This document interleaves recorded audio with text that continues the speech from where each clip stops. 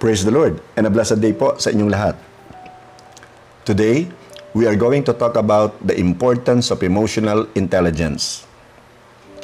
Pag binalikan mo ang iyong childhood, can you still remember how your family approached feelings?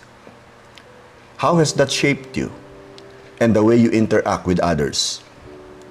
Sa magulang po na nakikinig, paano ka naapektuhan nito sa iyong pakikipag-interact sa iyong anak o mga anak? Tinatawag po ito ng mga researchers na meta-emotions. Ano ang ibig sabihin ng meta-emotion?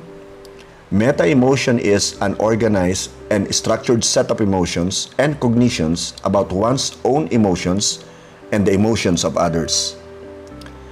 There are significant implications for parenting.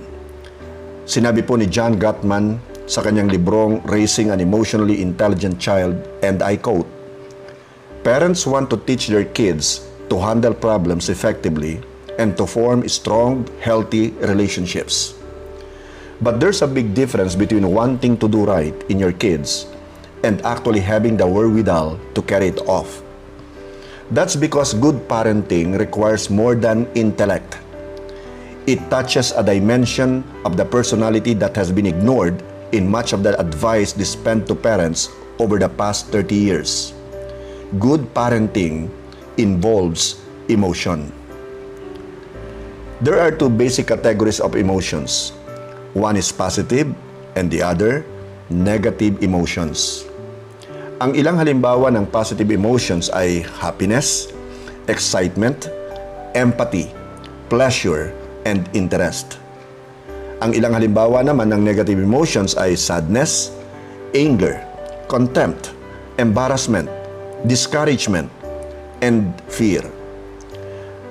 Ang pag-label ng ilang emotions bilang positive at yung iba'y negative ay pwedeng magpahiwatig na i-encourage ang positive at pigilan ang negative. Ngunit malayo po ito sa katotohanan. Ang goal ay unawain at i-express ang positive at negative emotions ng tama at maayos. The book of Psalms is a good representation of how to express both kinds of emotions. Ipinapakita rito na ang positive at negative emotions ay pwedeng i-express sa makadiyos o hindi makadiyos na paraan. So, ang negative emotions tulad ng kalungkutan, galit, takot, at kahihiyan ay pwedeng i-express sa makadiyos na paraan. Kung saan ang positive emotions naman can potentially be expressed in ungodly ways. Halimbawa po, pwedeng malungkot ka sa pagpanaw ng iyong mahal sa buhay at ipahayag ito sa paraang makadiyos. Pwedeng may quote mo, yung nakasulat sa Romans chapter 8 verse 28, that in all things, God works together for the good of those who love Him, to those who are called according to His purpose. Sa kabilang banda naman, pwedeng masaya ka at excited dahil nanalo ka sa sugal, ngunit ang kasiyahang ito ay hindi makadiyos. John Gottman identifies 4 parenting styles as they relate to emotions. Ang una pong tatlo ay hindi makakatulong. Ngayon pa lamang sinasabi ko na sa inyo, ang ika-4 ang siyang makakatulong. Pero pag-usapan pa rin po natin yung parenting style number 1, the dismissing style. This style of parenting is the just get over it style. O malalampasan mo rin yan. Halimbawa po, upang makaiwas sa negative emotions, sasabihin ng magulang sa kanyang anak ang ganito, "Anak, hindi mo kailangang malungkot. Huwag kang umiyak. Hindi naman ganun kalala ang situation. Ngumiti ka. Walang dahilan para malungkot ka." Ayon po kay John Gottman, bagamat maganda ang intensyon ng magulang, hindi nila namamalaya na natuturuan nila ang kanilang anak na merong ilang emotions na hindi nila dapat ma-experience at dapat iwasan, which is wrong. Parenting style number 2, the disapproving style. Actually, pinarurusahan po ng style na ito ang negative emotions. Ang tingin ng mga disapproving parents sa negative emotions ay hindi katanggap-tanggap at makokontrol ito. So, imbes na unawain ang emotion ng bata, dinidisiplina o pinarurusahan nila ang bata dahil sa kanilang nararamdaman. Bihira po nitong mapakalma ang bata, and it places a great deal of guilt on the child.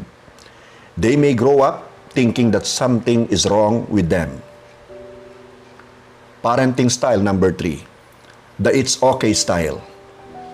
Ang nauna pong dalawang styles ay hindi makakatulong. Ngayon, pwede kang matukso na hayaan mo na lang ang anak mo o ang mga anak mong ma-feel at i-express ang emotions nila sa anumang paraan na gustuhin nila. Halimbawa, pwedeng sabihin ng magulang sa kanyang anak, "Okay anak, sige, ilabas mo lang ang nararamdaman mo. Ano man ang iyong pakiramdam na gusto mong gawin, okay lang. Gawin mo." Sa style pong ito, nafe-feel ng bata na safe at meron siyang freedom na express ang kanyang emotion. Ngunit, hindi po ito nagbibigay ng limitasyon sa behavior ng bata at kakaunti ang guidance kung paano nila dapat i-manage ang kanilang emotions. Parenting style number 4, the emotion coaching style. Ang style po na ito ng parenting engages with the child at kanyang emotions at inuunawa ang mga ito ng magulang habang tinutulungan ng batang i-express ang kanilang emotions sa tama at maayos na paraan. Halimbawa po, "Anak, ano ang nararamdaman mo?" Sabihin mo sa daddy, "Alam mo, naramdaman ko na rin yan. Pero, anak, hindi natin kailangang sigawan, suntukin, o saktan ang sinuman pag galit tayo. Pag-isipan, pag-usapan natin at pagkasunduan natin ang ilang bagay na pwede mong gawin pag ganyan ang feelings mo." There are 5 basic steps for this style of parenting your children. First, be aware of your child's emotions. Second, recognize emotions as an opportunity to connect. Third, listen with empathy. Fourth, help the child name emotions.